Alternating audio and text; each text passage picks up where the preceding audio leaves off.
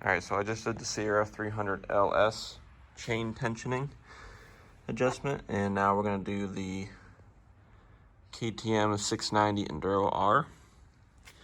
And it's pretty much the same process. The only difference is I'm seeing on this one, it's only got a big nut on one side, and the other side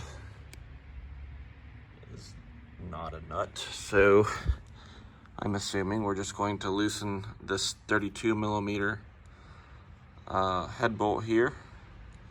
And once we have that loose, and then we're going to do the same thing, we're going to loosen up this jam nut, which is a 13 millimeter on this one. And then your adjustment bolt is a 10 millimeter.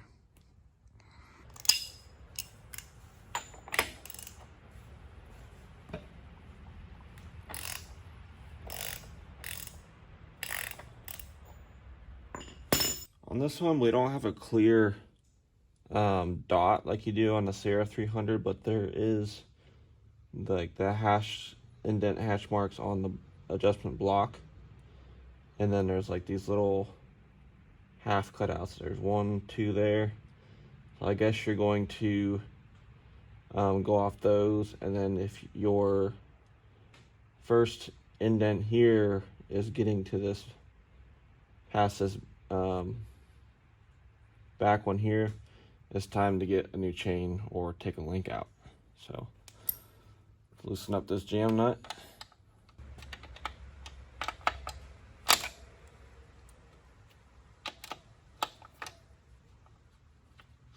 we got that loose. Let's loosen up the other side. You want to loosen up both sides, so that way both blocks can kind of move together.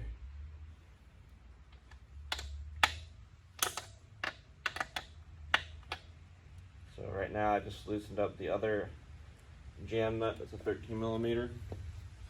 And now we're going to do the adjustment blocks, or the adjustment screw.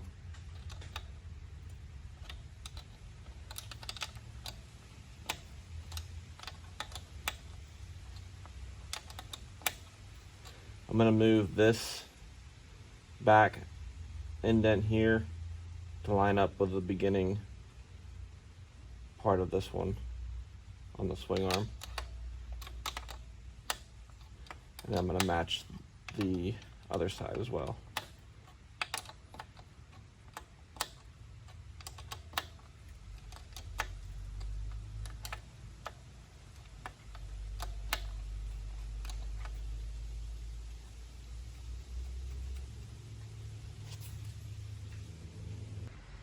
Alright, so I got it to where this little curve right here on the swing arm, where it first starts, is directly halfway between the two hash marks on the adjustment block.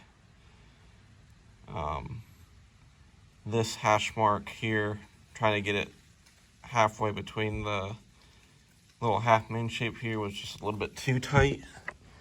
Right here is about, see it cinch the top, and you're pushing up, you're not touching the swing arm here. On this bike, you want about a finger in between. And then this bottom, you shouldn't really see too much sag, and it should be relatively straight. Probably about like an 1.5 inches of movement right there. So now we're going to tighten up the single nut on the other side of the axle, and we're going to look at the torque spec for it. Alright, so kind of like on the Honda, it said like 64, 65 foot-pounds. I'm going to go a little bit more on this. Like I did the Honda, I'm going to do 75. That's what I feel more comfortable with. I'm sure KTM and Honda are, you know, smarter than me, but oh well. But before you torque that down, make sure that you cinch your jam nut down with your 13 millimeter on both sides before you tighten this. But once you got your jam nuts down and your adjustment done, then tighten this to 66 foot-pounds or at least, or more.